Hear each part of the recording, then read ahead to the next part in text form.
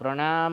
Good morning મિત્રો. ભૂગોળના વિભાગમાં પ્રકરણ નંબર 13 ઉત્પાદન ઉદ્યોગો પ્રસ્તાવના જોઈશું. સૌથી પહેલાં આ પ્રકરણ આર્થિક તેમજ ભૌગોલિક એમ બંને દૃષ્ટિકોણથી આપણે સમજવાનું છે. ખૂબ જ અગત્યની ટૂંક નોંધો આ પ્રકરણમાં આપણે શીખીશું. તો સૌથી પહેલાં ઉદ્યોગની સંકલ્પના સમજીએ. ઉદ્યોગ કોને કહેવાય? મનુષ્ય દ્વારા પોતાની બૌદ્ધિક, સાંસ્કૃતિક અને આર્થિક ક્ષમતા પ્રમાણે બૌદ્ધિક ક્ષમતાઓ, સાંસ્કૃતિક અનુકૂળતાઓ, આર્થિક ક્ષમતા પ્રમાણે કુદરતી સંસાધનોના રૂપને બદલાવીને, એટલે કે કાચા માલમાંથી કુદરતી સંસાધન, વિવિધ પ્રકારના જે પ્રોસેસિંગ એકમો છે, પ્રસંસ્કરણ એકમો, એમાં જરૂરી કાચો માલ આપણને ક્યાંથી મળે છે? તો કુદરતી સંસાધનોમાંથી. એટલે કે કુદરતી સંસાધનોના રૂપને બદલાવીને ઉપયોગમાં લાવી શકાય એવી પ્રક્રિયાને ઉદ્યોગ કહેવામાં આવે. સીધું વ્યવહારિક સમજીએ તો કાચા માલમાંથી ચીજવસ્તુઓ તૈયાર કરવી. ભારતમાં ઉદ્યોગોની પરંપરા સિંધુ ખીણની સભ્યતાથી જ ચાલી આવે છે. ઇતિહાસના પ્રકરણોમાં આપણે શીખ્યા છીએ પુરાવાઓ સાથે. કચ્છમાં ધોળાવીરા, લોથલ સંસ્કૃતિ જે પ્રાચીન ભારતના વેપાર વાણિજ્યના મોટા કેન્દ્રો હતા. એ સમયમાં ભારતમાં સુતરાઉ કાપડ, માટીના વાસણો, કાંસાની વસ્તુઓ તથા મણકા બનાવવામાં આવતા પ્રાચીન ભારતમાં. અને એ બધી જ ચીજવસ્તુના ઉત્પાદન માટે ભારત વિશ્વ પ્રસિદ્ધ હતું. 18મી સદી સુધી ભારત વહાણો બનાવવાના ઉદ્યોગોમાં, હસ્તકળા, ગૃહ ઉદ્યોગો આગળ હતો. આ બધી ભારતની વિશિષ્ટતા હતી. ભારતનું સુતરાઉ કાપડ, મલમલનું કાપડ, ધાતુના વાસણો તથા આભૂષણોની દેશ વિદેશમાં ખૂબ જ માંગ રહેતી. આપણા ભારતીય કારીગરોની એમાં નિપુણતા હતી. હવે ત્યાર પછી જોઈએ તો ભારતીય ઉદ્યોગોને એક સીમાચિહ્ન, ઇતિહાસનો જ મુદ્દો છે આપણ કે ભારતીય ઉદ્યોગોને ક્યારથી નુકસાન શરૂ થયું. 8મા 9માનો ઇતિહાસ આપણે ભણ્યા છીએ, એ તાજું કરવાનું. તો યુરોપમાં ઔદ્યોગિક ક્રાંતિની શરૂઆત 1750 પછી. ઔદ્યોગિક ક્રાંતિની શરૂઆત થઈ યુરોપના દેશોમાં. કારખાના પદ્ધતિથી ઉત્પાદન શરૂ થયું. પણ એ યુરોપના દેશોને કાચો માલ પૂરો પાડનાર આપણે હતા. ખાસ કરીને અંગ્રેજોએ ભારતમાંથી કાચો માલ, કપાસ લઈ જતા સસ્તી કિંમતે. ત્યાંના કારખાનાઓમાં તૈયાર થયેલો માલ ભારતમાં મોંઘી કિંમતે વેચાય. જકાત નીતિ આપણને ખબર છે. આપણે સસ્તી કિંમતે કાચો માલ વેચતા અને ત્યાંના કારખાનાઓમાં તૈયાર થયેલું કાપડ ઊંચી કિંમતે ભારતીય બજારમાં વેચાતું. કહેવાનો ભાવાર્થ છે કે આપણે બજાર પણ પૂરું પાડતા અને કાચો માલ પણ પૂરો પાડતા. ભારતનો આ હસ્ત ઉદ્યોગ પડી ભાંગે તેવી નીતિ અપનાવી યુરોપિયન દેશોએ, અંગ્રેજોએ મોટા ભાગે. આનાથી ભારતના કાપડ ઉદ્યોગને મોટું નુકસાન થયું અને ભારતના કસબીઓ, કારીગરો બેકાર બન્યા. આપણી રોજગારી છીનવાઈ ગઈ. આપણા પ્રાદેશિક કારીગરોની જે નિપુણતા હતી, એમનું કૌશલ્ય હતું, એ હવે અહીંયા નષ્ટ થઈ ગયું. ઉત્પાદન કરવાનો અધિકાર અંગ્રેજોએ આપણી પાસેથી છીનવી લીધો. આ પરિસ્થિતિ હવે આગળ આપણે જોઈએ. હવે 3 ગુણનો પ્રશ્ન છે, ઉદ્યોગોનું મહત્વ. આર્થિક દ્રષ્ટિકોણથી ઉદ્યોગોનું મહત્વ આપણે સમજીએ તો આજના યુગમાં રાષ્ટ્રોનું અસ્તિત્વ ઉદ્યોગોના વિકાસ પર જ આધારિત છે. ઉદ્યોગોનું અર્થતંત્રમાં વિશેષ મહત્વ છે. એમાંય આર્થિક વિકાસ તો ઔદ્યોગિક વિકાસ વિના અસંભવ જ થઈ જાય છે. મતલબ કે આર્થિક વિકાસ સિદ્ધ કરવો હોય તો ઔદ્યોગિક વિકાસ વિના શક્ય નથી. જે દેશો ઔદ્યોગિક દ્રષ્ટિએ જેટલા વધારે વિકાસ પામ્યા છે તેની અર્થવ્યવસ્થા એટલી વધારે મજબૂત બની છે. ઉદાહરણ આપણને આપ્યા છે. દુનિયાના વિકસિત દેશો, આર્થિક રીતે સમૃદ્ધ દેશો.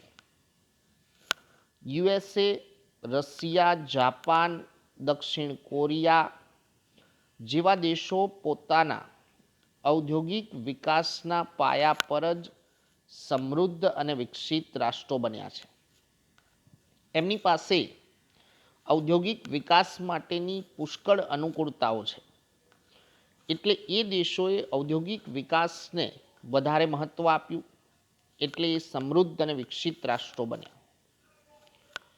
જે દેશોમાં ઉદ્યોગોનો વિકાસ થયો નથી અથવા ઓછો થયો છે તે કુદરતી સંસાધનોનો ઉપયોગ ઉદ્યોગોના કાચા માલ તરીકે કરી શકતા નથી. મિત્રો, કુદરતી સંસાધનો વેડફાય. જો આપણે ઉદ્યોગોને પ્રોત્સાહન ન આપીએ તો કુદરતી સંસાધનોનો આપણે ઉપયોગ ઉદ્યોગોમાં કરી શકતા નથી. તે લોકોએ કુદરતી સંસાધનો ઓછા મૂલ્યે, નીચી કિંમતે વેચીને તે જ માલની, મતલબ કે તે જ કાચા માલની બનેલી વસ્તુઓ ઊંચી કિંમત ચૂકવીને વિદેશીઓ પાસેથી ખરીદવી પડે. કહેવાનો ભાવાર્થ છે કે જે દેશો ઉત્પાદન ઉદ્યોગોને ઔદ્યોગિક વિકાસ માટે કુદરતી સંસાધનોનો ઉપયોગ નથી કરતા તો પછી એ કુદરતી સંસાધનો કે કાચો માલ નીચી કિંમતે અન્ય દેશોને વેચવો પડે અને અન્ય દેશોએ ઉત્પાદન કરેલી ચીજ વસ્તુઓ ઊંચી કિંમત ચૂકવીને અન્ય દેશો પાસેથી ખરીદવી પડે. તો આર્થિક રીતે નુકસાન થાય. ભારતમાં સમગ્ર રાષ્ટ્રીય ઉત્પાદનમાં ઉત્પાદન ઉદ્યોગોનો 29% ફાળો છે. 29% હિસ્સો છે રાષ્ટ્રીય ઉત્પાદનમાં. રાષ્ટ્રીય ઉત્પાદન એટલે જીડીપી, ગ્રોસ ડોમેસ્ટિક પ્રોડક્શન. એમાં 29% હિસ્સો ઉત્પાદન ઉદ્યોગોનો છે.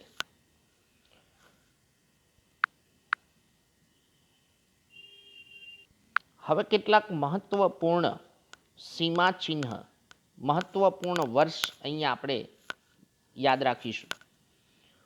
તો બ્રિટિશ શાસનની નીતિએ ભારતના ઔદ્યોગિક ઢાંચાની કમર તોડી નાખી. મતલબ કે આપણી જે વિશિષ્ટતાઓ હતી ઔદ્યોગિક ઉત્પાદન માટેની, આપણી જે વ્યવસ્થાઓ હતી એ પડી ભાંગી. પરાધીનતા દરમિયાન ભારતમાં આધુનિક પદ્ધતિએ ઉદ્યોગોની સ્થાપના ખાસ ન થઈ શકી. જ્યારે આપણે બ્રિટિશ શાસન નીચે ગુલામ હતા તો ત્યારે ખાસ કરીને કોઈ ઉદ્યોગોની સ્થાપના થઈ નહોતી.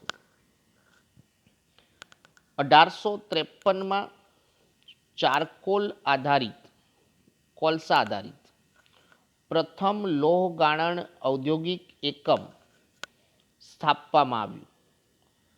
તે નિષ્ફળ રહ્યું. 1853માં જે પ્રથમ એકમ શરૂ થયો હતો ચારકોલ આધારિત લોહ ગાળણ માટેનો, એ ઔદ્યોગિક એકમ પણ નિષ્ફળ હતો. સૌ પ્રથમ સફળ પ્રયત્ન 1854માં સુતરાઉ કાપડ ઉદ્યોગની શરૂઆત થઈ. સફળ પ્રયત્ન હતો. 1855માં કોલકાતા નજીક રીસરામાં શણનું કારખાનું સ્થપાયું. ત્યારબાદ 1874માં કુલ્ટીમાં, પશ્ચિમ બંગાળનું કેન્દ્ર છે, અને જે શણનું પ્રથમ કારખાનું રીસરામાં સ્થપાયું એ પણ પશ્ચિમ બંગાળનું કેન્દ્ર છે. તો 1874માં કુલ્ટીમાં કાચું લોખંડ લોયસ બનાવવાનું કારખાનું સ્થાપવામાં આવ્યું. તે પણ કેટલાક વર્ષ પછી બંધ પડ્યું હતું. જે સમય જતાં 1881માં પુનઃ શરૂ થયું. 1907માં જમશેદપુરમાં ટાટા લોખંડ પોલાદની કંપની સ્થાપવાથી ઔદ્યોગિક વિકાસને નવી દિશા પ્રાપ્ત થઈ. Jamshedji Tata iron and steel company TISCO, 1907માં એની શરૂઆત થઈ જમશેદપુરમાં. તો મિત્રો, આ એક આપણો ધીમી ગતિએ પ્રારંભ થયો હતો ઔદ્યોગિક વિકાસનો. આ બધા જ સીમાચિહ્ન છે આપણા માટે અગત્યના વર્ષ છે, એટલે હેતુલક્ષી પ્રશ્નો માટે ખાસ આપણે એને યાદ રાખવાના. હવે જોઈએ ઉદ્યોગોનું વર્ગીકરણ. એ પણ 3 ગુણનો પ્રશ્ન છે. ઉદ્યોગોનું વર્ગીકરણ. તો ઉદ્યોગોને માનવ શ્રમ, માલિકીના ધોરણે તથા કાચા માલના સ્ત્રોતના આધારે કેટલાક જૂથોમાં વહેંચવામાં આવે છે. માનવ શ્રમ ધ્યાનમાં લેવાય, માલિકી અને કાચા માલનો સ્ત્રોત.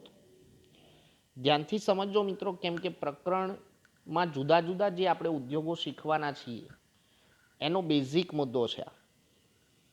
શ્રમિકોના આધારે, એટલે કે શ્રમિકોની સંખ્યાના આધારે ઉદ્યોગોને નાના પાયા પરના અને મોટા પાયા પરના એકમ તરીકે વહેંચી શકાય. જે ઉદ્યોગોમાં વધુ રોજગારી મળે તે મોટા પાયા પરના, એટલે કે જેમાં વધારે શ્રમિકો રોકાયેલા હોય, જેમાં મૂડીરોકાણ વધારે થયું હોય રાષ્ટ્રીય સ્તરે. દાખલા તરીકે ભારતમાં સુતરાઉ કાપડ જે મોટા ઉદ્યોગમાં ગણાય છે, વધુ શ્રમિકો રોકાયેલા હોય. જે ઉદ્યોગ કોઈ વિશેષ વ્યક્તિના માલિકીપણા હેઠળ, કોઈ વિશેષ વ્યક્તિના માલિકીપણા નીચે ચાલતો હોય, તેના હેઠળના સંચાલનમાં હોય, અને આવા ઉદ્યોગોમાં શ્રમિકોની સંખ્યા પણ ઓછી હોય, તો તેને નાના પાયાના ઉદ્યોગો કહેવાય છે. નાના એકમો કે જેમાં મૂડીરોકાણ ઓછું થયું હોય, કોઈ વિશેષ વ્યક્તિની માલિકીના સંચાલન હેઠળ હોય. દાખલા તરીકે ભારતમાં ખાંડસરી ઉદ્યોગ, તો એ નાના પાયાના ઉદ્યોગમાં આવે. હવે માલિકી ધ્યાનમાં લઈએ તો માલિકીના આધારે ઉદ્યોગોને 4 ભાગમાં વહેંચી શકાય: ખાનગી, જાહેર, સંયુક્ત અને સહકારી જૂથમાં. 4 રીતે એને વર્ગીકૃત કરી શકાય. ખાનગી માલિકી એટલે વ્યક્તિગત, જાહેર માલિકી એટલે કે સરકાર હસ્તક, સંયુક્ત એટલે ખાનગી અને જાહેર બંનેનું સંમિશ્રણ હોય, અને સહકારી જૂથો એટલે કોઓપરેટિવ, સહકારી ધોરણે ચાલતા એકમો. આમ ઘણી રીતે ઉદ્યોગોને વર્ગીકૃત કરી શકાય છે. તેમજ કાચા માલના સ્ત્રોતના આધારે પણ ઉદ્યોગોને કૃષિ આધારિત અને ખનિજ આધારિત ઉદ્યોગોના જૂથમાં વહેંચી શકાય. જે ઉદ્યોગોનો કાચો માલ ખનિજોમાંથી પ્રાપ્ત થતો હોય તો એને ખનિજ આધારિત ઉદ્યોગ કહેવાય. જે ઉદ્યોગોનો કાચો માલ કૃષિમાંથી પ્રાપ્ત થતો હોય તો એને કૃષિ આધારિત ઉદ્યોગ કહેવાય. હવે મિત્રો, પ્રકરણ 10 કૃષિ અને પ્રકરણ 12 ખનિજો, એ બંને પ્રકરણમાં આપણે જે કેટલાક પ્રાપ્તિ સ્થાનો જોયા કે કૃષિ ઉત્પાદન માટેના સ્થળો જોયા, કૃષિ ઉત્પાદન માટેના ભૌગોલિક પ્રદેશ, તો એવા ઘણા બધા મુદ્દાઓ અહીંયા આપણને આ પ્રકરણ શીખવા માટે મદદરૂપ થશે. ઘણા બધા મુદ્દાઓને આપણે જોડીને સમજીશું. આપણા પ્રકરણનો પહેલો ભાગ એ કૃષિ આધારિત ઉદ્યોગોનો છે. તમને ખ્યાલ છે કે ભારત કૃષિ પ્રધાન દેશ છે.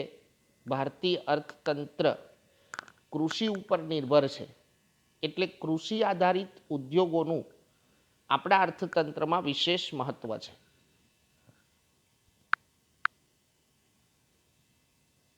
તો સૌથી પહેલા આપણે જોઈએ કૃષિ આધારિત ઉદ્યોગો. સુતરાઉ કાપડ ઉદ્યોગ, શણ ઉદ્યોગ, રેશમી કાપડ, ઊની કાપડ ઉદ્યોગ, ખાંડ ઉદ્યોગ, કાગળ ઉદ્યોગ વગેરે કૃષિ આધારિત પ્રવૃત્તિથી પ્રાપ્ત થતા કાચા માલ પર આધારિત ઉદ્યોગ છે. હવે ભારતના સંદર્ભમાં સૌથી વિશેષ મહત્વ કૃષિ આધારિત ઉદ્યોગોમાં સુતરાઉ કાપડ ઉદ્યોગનું છે. એટલે પરીક્ષાલક્ષી જ્યારે પ્રશ્ન આવે ત્યારે સુતરાઉ કાપડ ઉદ્યોગ એવી એક ટૂંક નોંધ પૂછાય છે 3 અથવા 4 ગુણમાં. એટલે આજના હોમવર્કમાં તમારે એ ટૂંક નોંધ લખવાની છે, સુતરાઉ કાપડ ઉદ્યોગ. એક પ્રશ્ન આપણે ઉપર જોયો ઉદ્યોગોનું વર્ગીકરણ, એ પણ, અને બીજો એક પ્રશ્ન ઉદ્યોગોનું મહત્વ. એટલે આજના હોમવર્કમાં તમારે આમ 3 પ્રશ્નો લખવાના થશે. તો ભારતની ઔદ્યોગિક અર્થવ્યવસ્થામાં વસ્ત્ર ઉદ્યોગોનું પ્રમુખ સ્થાન છે. વસ્ત્રો નિર્માણ કરવા આ ઉદ્યોગ લગભગ 3.5 કરોડ લોકોને રોજગાર આપે છે. 3.5 કરોડ લોકો એમાંથી રોજગારી મેળવે છે. સૌથી વધારે રોજગારી પૂરી પાડતો ઉદ્યોગ એ કાપડ ઉદ્યોગ છે.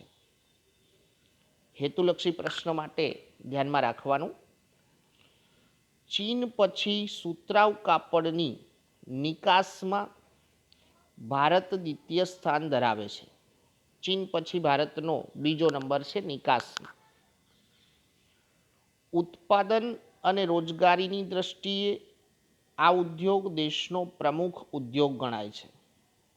ઉત્પાદનની રીતે અને રોજગારીની રીતે એનું વધારે મહત્વ છે. તો મુંબઈમાં સૌપ્રથમ સુતરાઉ કાપડની મિલ સ્થપાઈ. હમણાં આપણે જોયું આગળ ઈસવીસન સાથે 1854માં મુંબઈમાં સૌપ્રથમ સુતરાઉ કાપડની મિલ સ્થપાયેલી.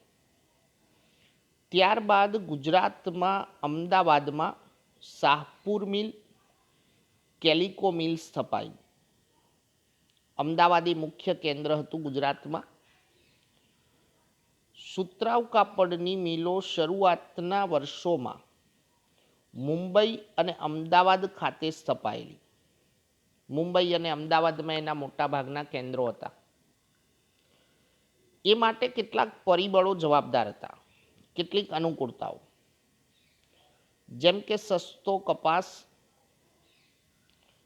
સસ્તા કપાસની ઉપલબ્ધિ. આપણે પ્રકરણ 10માં શીખ્યા છીએ કે ભારતમાં કપાસનું સારું ઉત્પાદન કયા રાજ્યોમાં થાય છે, તો મહારાષ્ટ્રમાં અને ગુજરાતમાં. પરિવહન સુવિધાઓ, નિકાસ માટેના બંદરો, બજાર ક્ષેત્રની અનુકૂળતા, એના કારણે સુતરાઉ કાપડની મિલો શરૂઆતના વર્ષોમાં અમદાવાદ અને મુંબઈમાં સ્થપાયેલી. આજે તો સુતરાઉ કાપડની મિલો દેશના લગભગ 100 નગરોમાં આવેલી છે. 100 જેટલા કેન્દ્રો છે એના. વર્તમાન સમયમાં મુંબઈ, અમદાવાદ, ભિવંડી, સોલાપુર, કોલ્હાપુર, નાગપુર, ઇન્દોર, ઉજ્જૈન સુતરાઉ કાપડ ઉદ્યોગના મુખ્ય અને પરંપરાગત કેન્દ્રો છે. મિત્રો, પ્રકરણ 10, પ્રકરણ 12, પ્રકરણ 13 જેમાંથી આપણે નકશા માટેના પ્રશ્નો પણ ધ્યાનમાં લેવાના છે. નકશામાં એના ઉત્પાદન કેન્દ્રો કે એના ઉદ્યોગ કેન્દ્રો દર્શાવવાના આવે છે. એટલે આ સ્થળો, આ કેન્દ્રો કયા રાજ્યના છે એ આપણે સમજવું ખાસ જરૂરી છે. એના રાજ્ય તમને ખબર હોવા જોઈએ.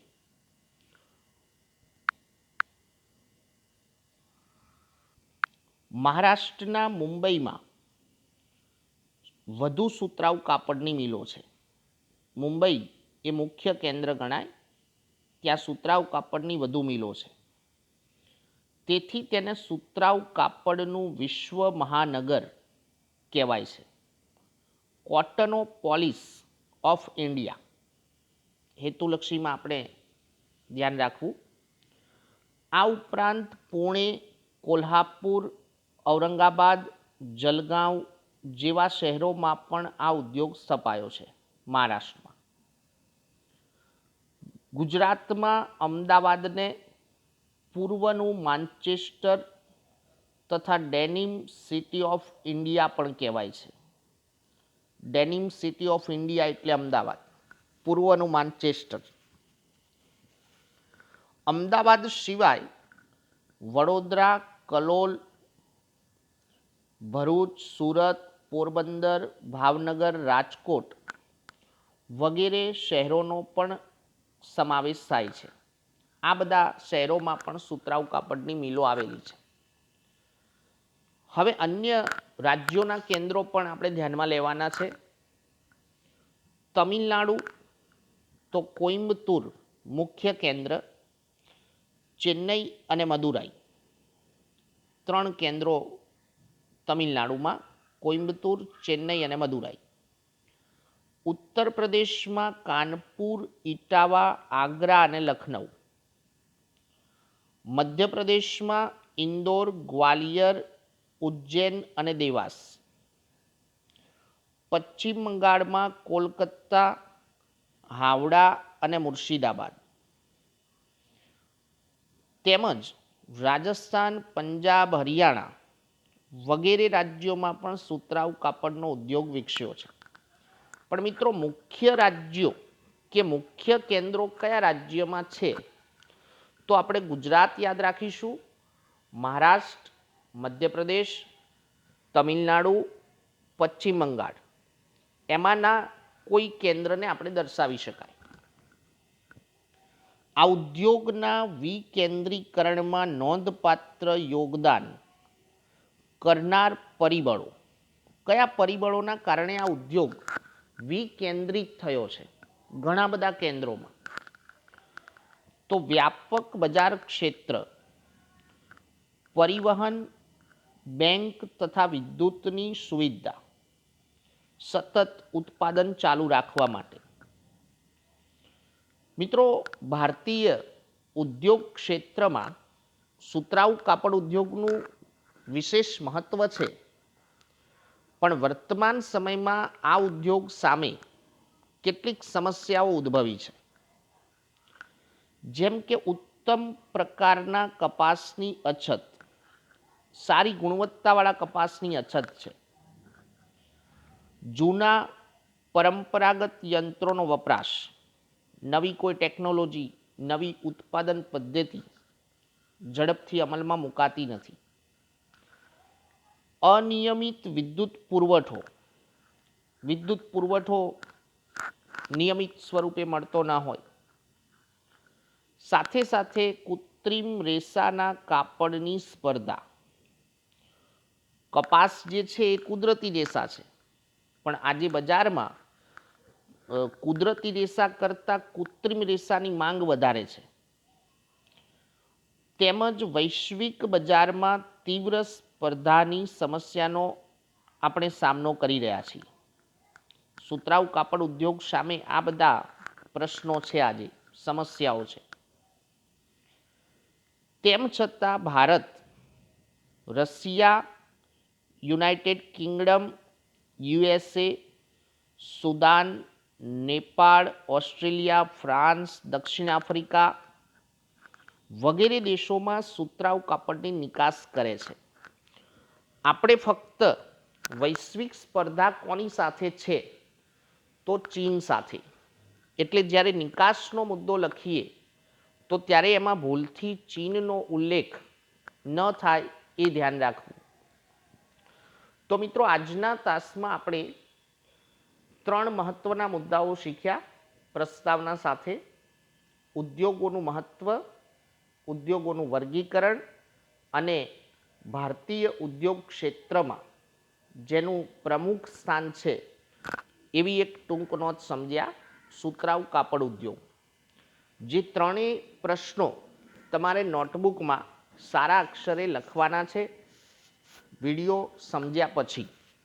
અસ્તુ, પ્રણામ.